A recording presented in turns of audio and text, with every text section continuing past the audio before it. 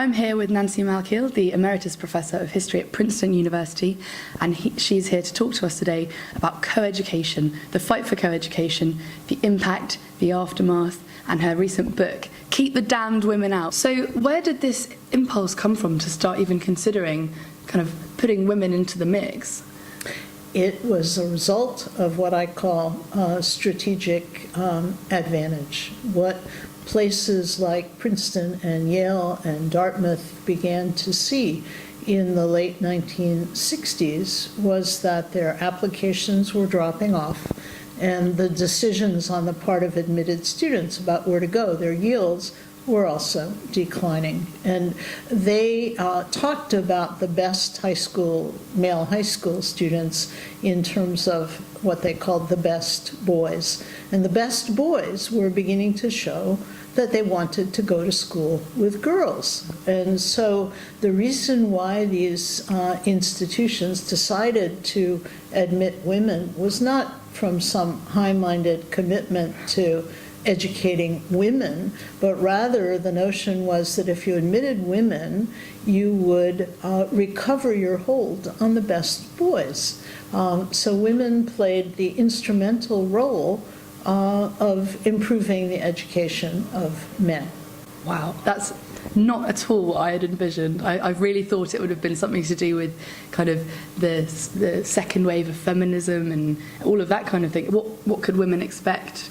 How were they going to be treated when they were? Well, they were going to be treated as curiosities, and very often they were told that they didn't belong on their campuses. They were told earnestly by male students that they hadn't really wanted the women to come.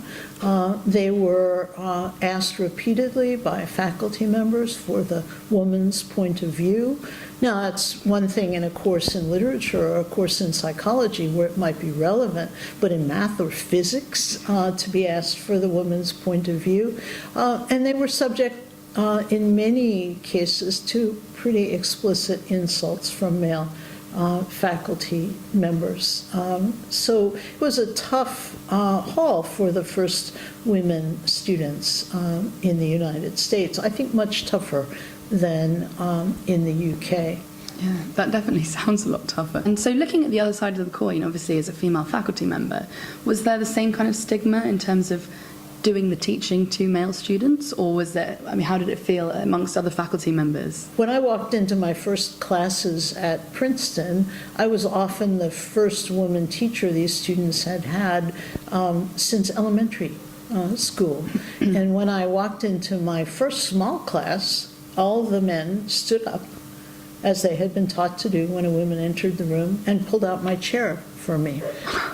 One of my students brought an apple to me in my office hours. So just going back to your book, last question, just tell us a bit about kind of what your book is about.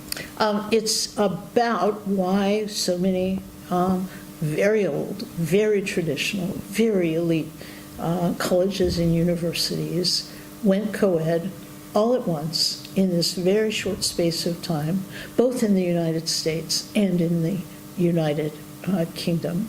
Thank you very much. Nancy's book is out now, is it? It is indeed. Fantastic. Available in the UK? Yes. Brilliant. Thank you ever so much. Thank you so much.